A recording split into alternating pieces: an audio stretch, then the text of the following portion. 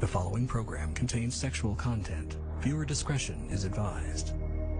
Today on an all-new Dr. Phil.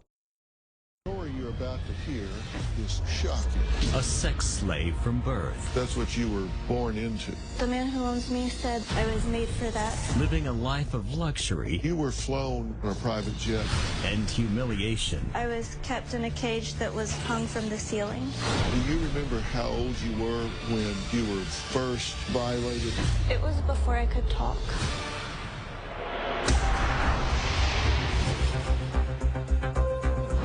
From being flown around the world on private planes, dressed in a wardrobe fresh off the runway, to attending exclusive events with the rich and powerful, Kendall says her life growing up appeared to be lavish and decadent. She says she traveled the globe to the biggest sporting events in the entire world, from the Super Bowl and Olympics to the World Cup, rubbing elbows with doctors, successful politicians, and even high-profile members of law enforcement. Sounds like a life most people would dream of, right? So why then would she leave it and send me a video too petrified to show her face or even utter a single word, holding up handwritten signs that read, "I feel like I need to be punished. I need to go back so he can punish me. I want to kill myself before that happens. Please help me. Dr. Phil, please." She wouldn't face. The story you're about to hear is so shocking, so unbelievable, that your mind is going to struggle to allow you to accept that things like this exist. But they do. And they are happening right now all over the world, even in small towns right here in the United States. Kendall's story begins when she was a newborn and her parents sold her to a powerful man who owns a dangerous international sex trafficking organization, a man she says still owns her and wants her back. Kendall says every glamorous event and plane ride was with a wealthy client who paid for her so they could abuse her in ways, well, they're just simply too horrendous to comprehend. Now, for nearly 4 months, we researched Kendall's story, trying to verify its authenticity. And after speaking confidentially to agencies, we were able to confirm that Kendall has in fact been trafficked. Here's what she told us. I was born into this world of sex trafficking. It's the only life I've ever known. Since I left, everything has been so hard, and nobody except the man who owns me can help me. I was given to the man who owns me by my birth parents, and I was forced to have sex with clients. One of my first memories was thinking that it was normal for men to be fondling babies. My whole life I traveled all over the world and would go to some of the biggest events to meet clients and have sex with them. They were all extremely rich and prominent members of society. Sometimes they would just want to have sex with me, and sometimes they'd make me have sex with different people. The clients were often physically abusive. Clients were even allowed to smother me with a pillow or plastic bag while having sex with me, but they were never allowed to leave marks or bruises on my face because I always had to look pretty. The man who owns me constantly manipulated me and did horrible things to me. He would make me be a dog, made me eat feces. I was kept in a cage. Sometimes he would electrocute me as punishment. He said that all of this was happening because it was God's will, because God made me for this. If I told anybody about what was going on, that nobody would believe me. I 100% believed him. I still believe him. Now you might be saying, Dr. Phil, are you buying all of this? I can tell you that a very reliable source has confirmed to us that Kendall has in fact been trafficked, raped, molested, and severely abused by a very large, very dangerous organization. Now, that same source also confirms that she is not a runaway. Now, what I do believe is that she 100% believes even the most outrageous detail is true. Has it been distorted in her mind? I don't know. I'm going to find out today when I talk to her. Now, from being locked in a trunk with children to being held in cages in the basements of beautiful mansions, Kendall claims she and other children were treated like property. Take a look. I was told by the man who owns me that my birth parents had me for him, so I've always been his. One time I met them and they told me that I should appreciate what they did for me. They told me that this was the best thing for me. I believed that they were right, and I also believed that it was my fault that I didn't appreciate it. The man who owns me told me that I was special to him, I was strong, very smart, and not every girl would be able to do the job that I was made to do. I traveled with him frequently. When he had very special clients, I was the person that they would see.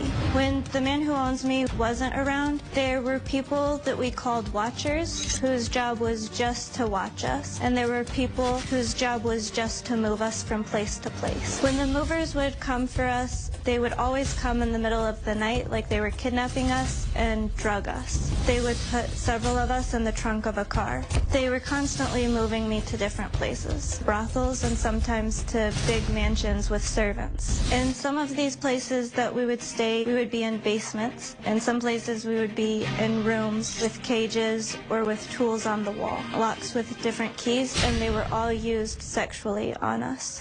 For the little boys, men would have sex with them. When they turned 5, then they were forced to have sex with women. The girls would start having sex as infants. All of this was completely normal to me, and I never thought seriously about leaving. Now, you may notice that Kendall has this flat affect, a technique they use to survive this horrendous abuse. And before we meet Kendall, I want to talk to someone who has rescued women just like her. Former LAPD Lieutenant Andre Dawson supervised the FBI Innocence Lost Task Force and the Los Angeles Metro Human Trafficking Task Force, and he's now heavily involved in training law enforcement on how to recognize and respond to victims of human trafficking. So, Lieutenant, thank you so much for being here. Thank you. It's my pleasure. You know, when I said how to recognize and respond, even though sometimes these victims are out on their own and alone, if they're approached and asked, are you okay? Are you being held captive? Are you being trafficked? Even though there's nobody standing right there listening to what they're saying, they will deny it, correct? Yeah, they will. It's that psychological manipulation that you were talking about. And the fear and the threats of violence is real. Now, this is an international ring, and we've talked to government agencies about this. What makes it hard to catch these folks? They do move in private planes. They move outside the system a bit. But why is it so hard to catch these people? In order to successfully prosecute these individuals, the traffickers or the pimps, you need the cooperation of a victim. And if a victim will not testify or will not cooperate with law enforcement, at least for the criminal portion of that particular case, it's hard to prosecute. I think people generally don't realize when there's a big sporting event that there is a high concentration of these traffickers that bring women in because there's a lot of high rollers, there's a lot of big money, there's a lot of gambling, a lot of drinking, a lot of parties. They actually traffic these people in high concentration for those events, correct? They do. Any sporting event, any large event where there's going to be money. You know, this crime is an opportunity to chase money. Wherever there's going to be money, you'll find a trafficker or a pimp will bring a victim to that event to be exploited. So how much money are we talking about here? When they bring in, say, 5 or 10 girls, how many John's clients, customers, whatever, will these girls deal with across a 2 or 3 day period? You know, what's interesting about that, when you start talking about control, this victim is going to work as long as that pimp or trafficker wants them to work. As long as there's an opportunity to make money, that person is going to work. I know I had one case where at least our victim shared with us that a pimp paid cash money for 2 Mercedes-Benz Maybachs and a Bentley. You know, that's $1 million worth of cash. It's very apparent to me, having talked to a number of women that have been exploited in this situation, that this woman has been brutalized, she has been exploited, she has been trafficked. I believe that to the core of my soul. Kendall is here, and she says that her clients were wealthy and influential men and women, all with a penchant for doing unthinkable things to children. Now, she says some of these clients were law enforcement, even FBI. Now, I'm going to have to dismiss Lieutenant Dawson because Kendall already fears, in fact, her number one fear is that I'm not going to believe her and that I'm going to send her back to the man who owns her. We're going to meet her after the break and hear what she has to say. We'll be right back.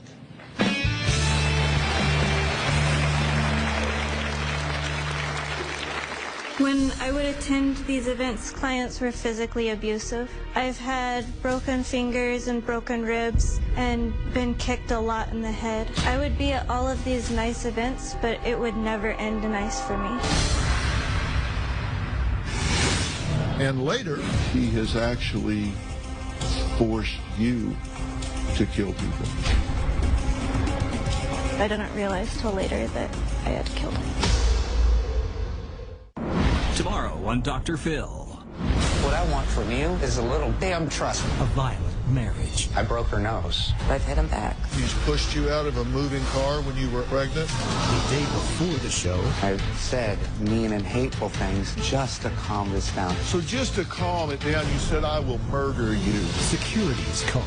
I hit him with a glass. He was choking me out. And you thought it would be a good idea to pull a knife. That's tomorrow. Some clients own their own island or a big piece of land, and they would buy us just to hunt us.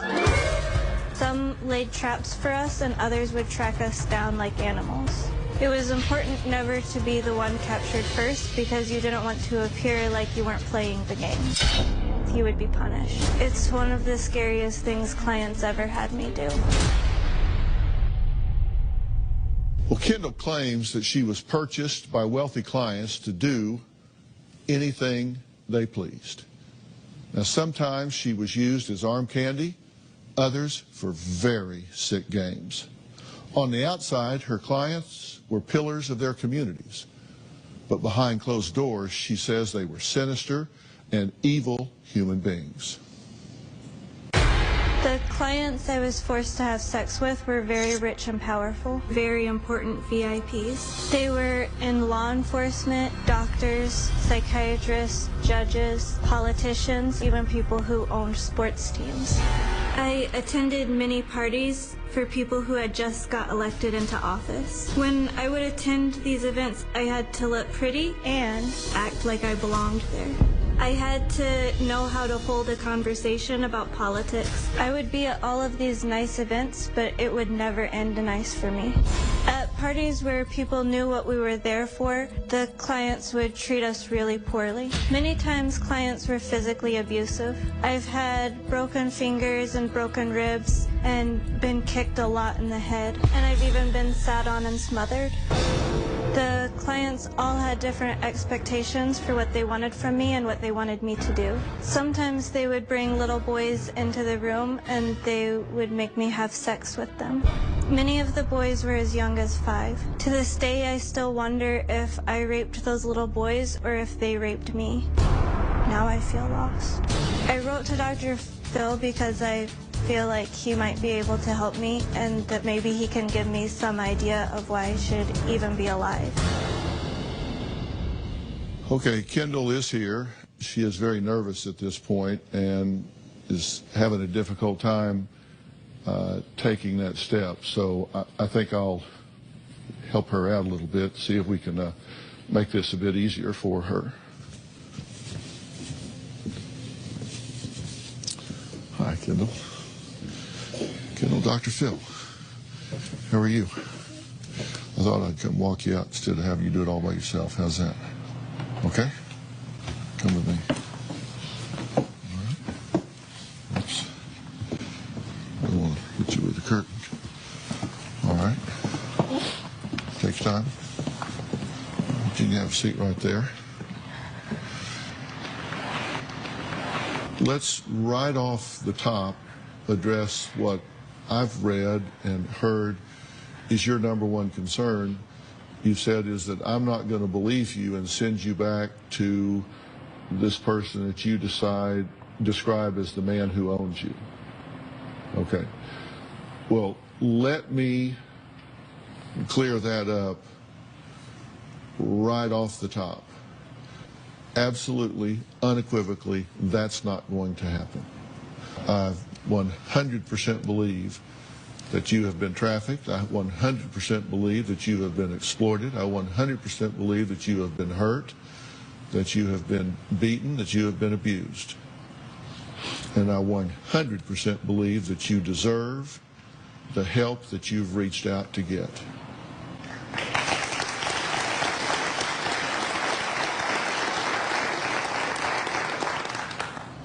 Now, you weren't allowed to use the word trafficked, correct?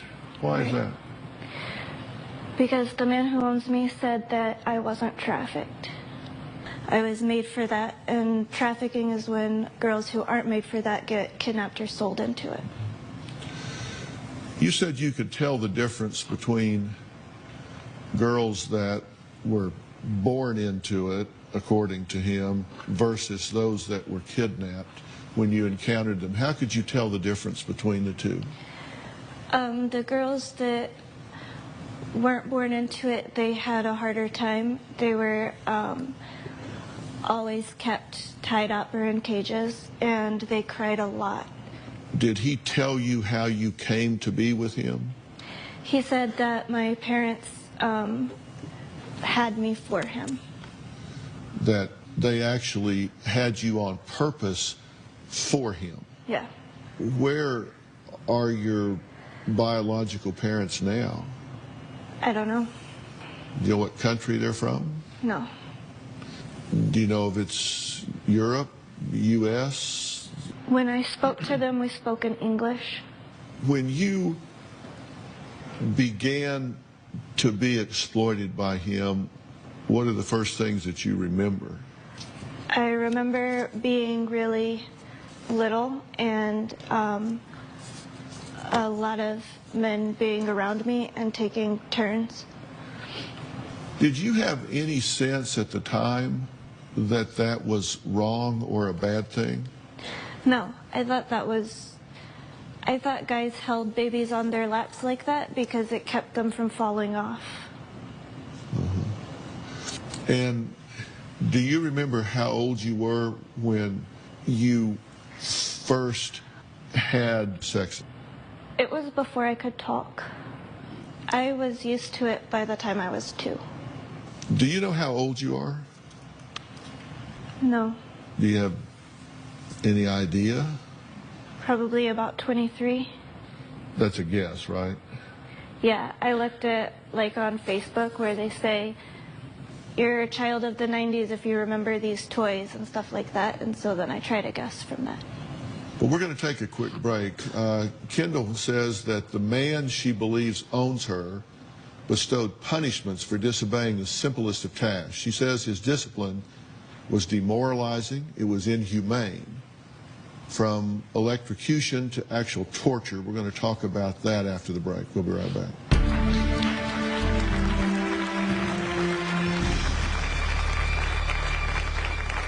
When I would get in trouble, the man who owns me would have really rough sex with me, take sharp blades and cut me. The man who owns me is smart and rich. My whole life, he made sure that I knew he was in complete control.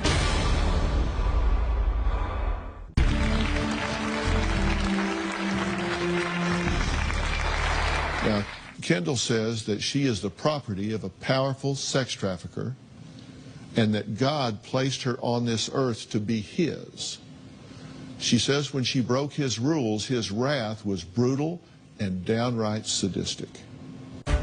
The man who owns me is smart and rich. He has connections with very powerful people all over the world. My whole life, he made sure that I knew he was in complete control. He would give me commands like a dog, like come or sit or stay. I would have to obey them or I'd get in trouble. Sometimes I would have to be a dog for days. I would ask myself why this was happening to me, but I always knew it's because the dogs were behaving better than I was. When I would get in trouble, the man who owns me would have really rough sex with me, take sharp blades and cut me. He would take all of my clothes and blankets and make me wet, so I'd be cold. Sometimes he would throw me in the bathtub and hold my face down. Every time I was really scared that I was going to die, but then I was really sad when he would let me live. Sometimes I was kept in a cage that was locked and hung from the ceiling. The cages were barely big enough for me to even be in. There was no one I could turn to for help. I was under his control and there was nothing I could do about it.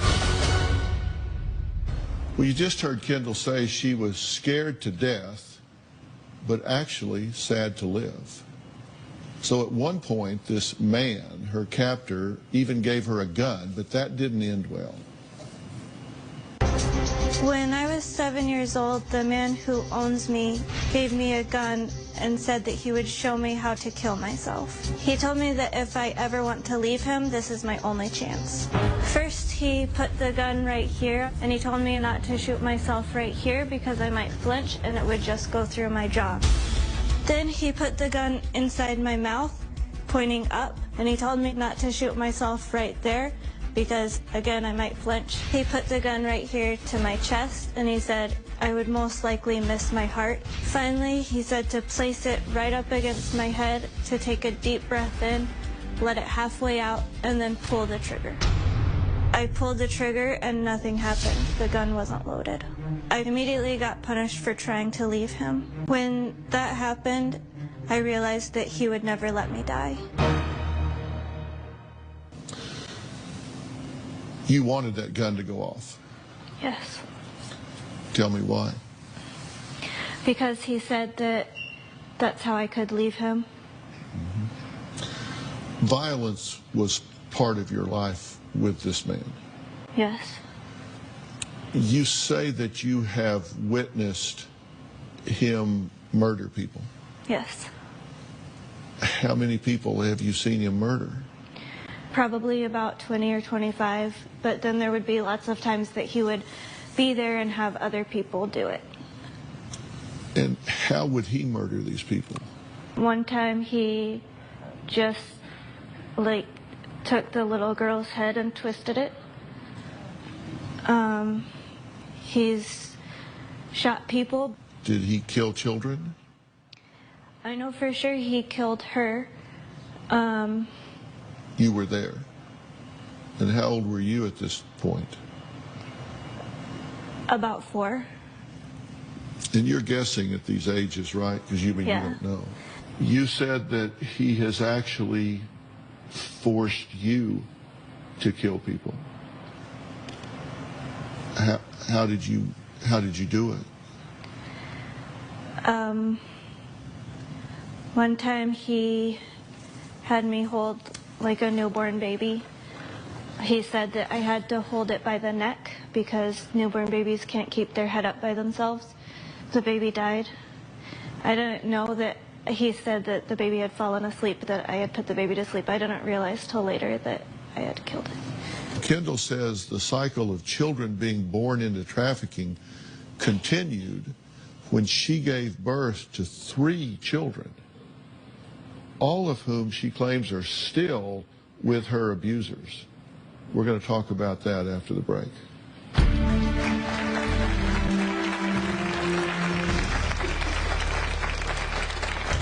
I was allowed to get pregnant because men paid for that. I was pregnant several times, but I had several abortions. I had 3 that survived, 2 girls and a boy. After I had each baby, they were taken away.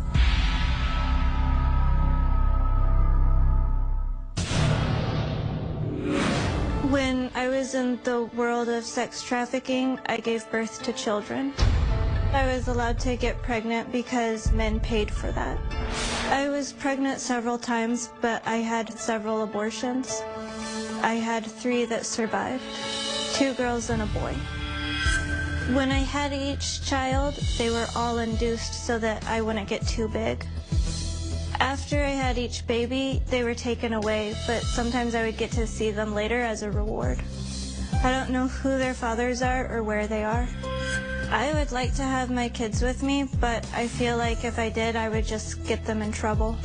It's been so difficult that even now I try to forget that I've had them. Were you involved in raising these children? No. So how quickly were they taken away from you? Right after I had them. So you've not seen them? You don't have a relationship with them? I've seen them several times for like if I did something right or if he wanted me to do something, sometimes he would say I could see one of them after. And there was the younger girl I had, I saw her more often than the other 2. Now, when he started trafficking you in a commercial way, how many times would you be expected to perform in a day? I don't know. It's hard to even know sometimes when the day ended. Would you see 3 or would you see 15? More like 15. In a day? Yeah, unless, I mean, if the client paid for something exclusive, then you could be with him longer. Or if they were doing something different than just sex, you have to finish with the client, do whatever they want. But if it was just sex, it would be a lot of men. Okay, and when you would see 15 a day, where would you see them? Would it be in a hotel? Would they come to you? Would you go to them? Where would you see that many people? Like a lot of times I would go to parties, and that's where I would see them. Sometimes they would come to me if I was being punished for something and I was put in one of his brothels, then they would come there. Sometimes I just would live in a room for a while where the men would come, but sometimes I would live somewhere and we would go to visit the men. And when you were flown, you said sometimes you were put on a private jet and flown into a big event, and you had to dress up and be highly groomed, and so you would fit in. For the clothes, usually a guy would come in with a lot of expensive clothes and dress us up. I also had a hair and makeup artist. That would fix you up for a big event? Yeah. And how much would you charge these people? I didn't charge them anything. You didn't handle the money? No. So it was direct to, who did handle the money? I guess the people working for the man who owns me. You say you had 6 fake passports, right? These passports were created and given to you by this man, correct? Yeah, by one of the people who worked for him. Right. And you would use that to fly to another country to go to some event, correct? Yeah, or just to go see a client. You say that you would rather die than go back to him. True? Yeah. Have you tried to end your own life? How many times? Probably like 7 to 10 times over the past year and a half or 2 years. You say you feel a strong draw to go back to him. Yeah. Why? I don't know exactly why. I just, I belong there, and I feel bad every day that I'm not with him. I mean, he said that he's the only person who can ever help me, and so I feel like that's true. It's okay to kill somebody. Yeah. It was okay to have sex with a 5-year-old boy. Yeah. You think he's a good guy that loves you? more than anybody else has.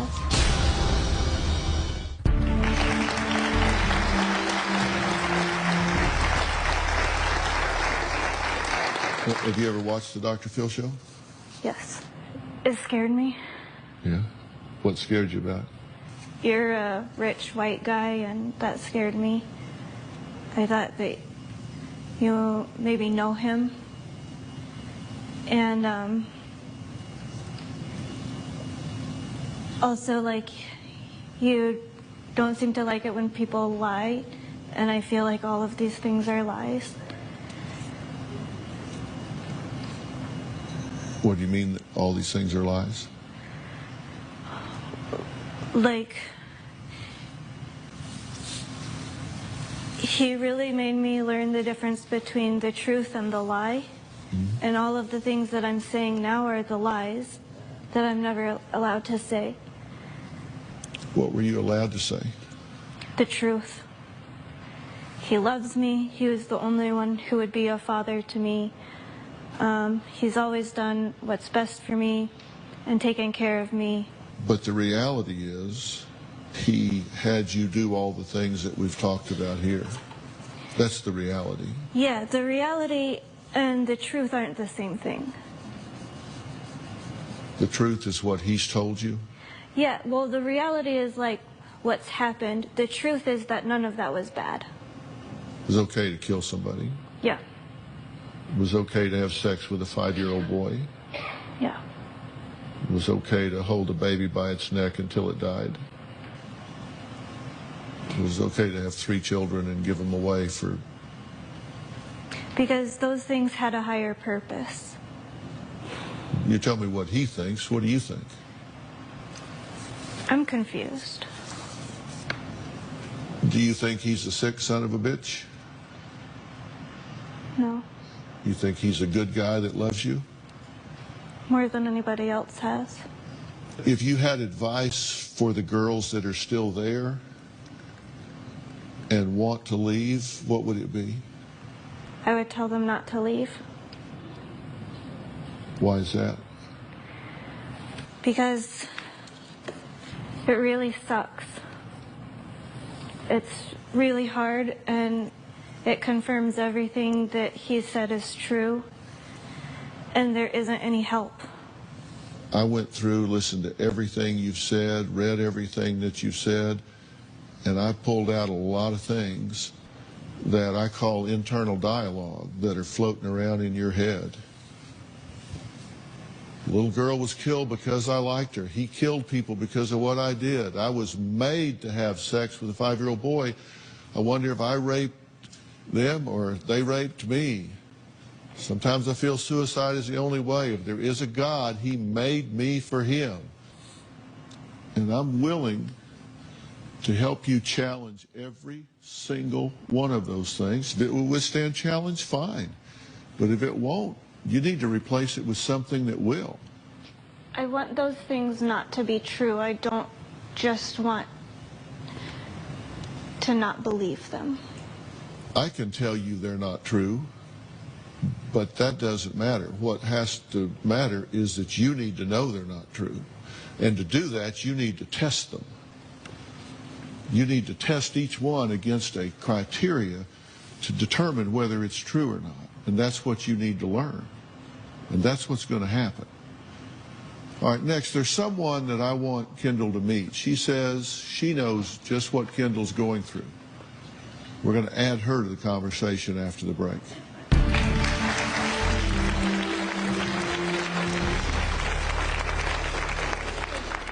My childhood was destroyed by a man named Gary Lundquist. He put a collar around my neck and raped with objects.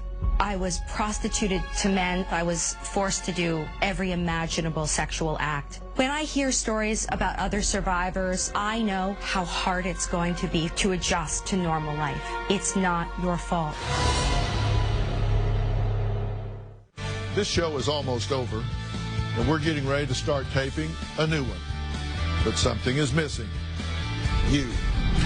You're going to be in the Los Angeles area and you want to watch a live studio taping of the Dr. Phil Show, go to drphil.com for free tickets or call 323-461-PHIL.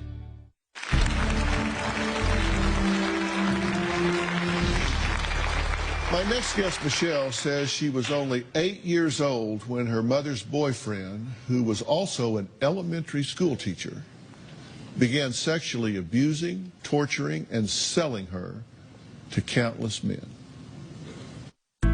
I know how pedophiles operate firsthand. My childhood was destroyed by a man named Gary Lundquist. He was a 5th grade school teacher. After dating my mom for only a few weeks, Gary told my mom he thought that I should go spend a weekend with him all by myself. My mother thought it was a good idea. The very first night, he asked if he could take a picture of me. That was the last time I had my innocence. After Gary took the photograph, he took me down to his basement, made me strip naked, and locked me inside a cage. For the next 3 days, he tortured me. He put a collar around my neck. He trained like I was a dog. I had to sit and stay. He made me eat dog food, and I was bound in different ways and raped with objects. Gary told me that I was his sex slave now. I was so confused, I thought he would kill me. Gary belonged to a child sex ring. I was prostituted to men. I was forced to do every imaginable sexual act and tortured in all different types of ways. Many of the men would either electrocute me. I was beaten up several times. I was gang raped. Whenever I would disobey Gary, he would punish me. He had a stun gun. All he had to do was threaten me with the stun gun, and I would do anything he said. When I was 9 years old, I was sent to stay with a man named Frank. Frank was a pornographer in New York City. I would stay with him sometimes for days at a time while he filmed me doing all sorts of sexual acts with other people. Frank was the scariest man I ever knew. To disobey him meant instant, painful punishment. The abuse was so horrible that I really lost all hope and began to think that the only way out was suicide. When I hear stories about other survivors, I know how hard it's going to be to adjust to normal life. It's not your fault. You have to believe that it is possible to overcome it. She's written about her triumph in a powerful memoir titled Scared Selfless: My Journey from Abuse and Madness to Surviving and Thriving. Please welcome Michelle Stevens.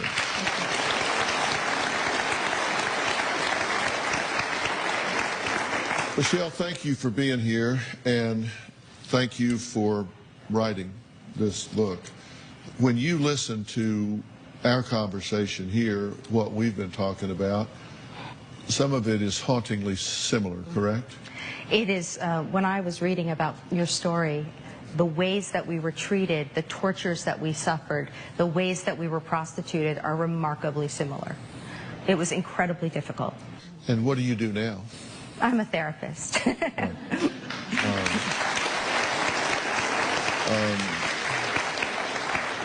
And you have a PhD in psychology, I do. Right? And you are equipped to help survivors of just this kind of experience, correct? Correct. And I have had a few clients over the years who have similar stories to yours. You have to make a decision not to give in to the despair. I'll bet you we could stay here till the cows came home and you wouldn't guess what it was you said that gave me a lot of hope and optimism. But I'm going to tell you what it is right after the break. Want to know what's coming up on Dr. Phil? Visit our website and subscribe to our email newsletter. You'll get weekly updates, life strategies, and exclusive video that you won't find anywhere else. Plus, on drphil.com, you can see sneak previews of upcoming shows. Log on today. Before we went to break, I said that Kendall had said one thing in particular that gave me great hope and optimism. You said, I'm confused. The fact that you're confused means that this is an open subject for you. We're in the game, right? That means we're in the game. When people come here, this is the beginning of our relationship, not the end, okay?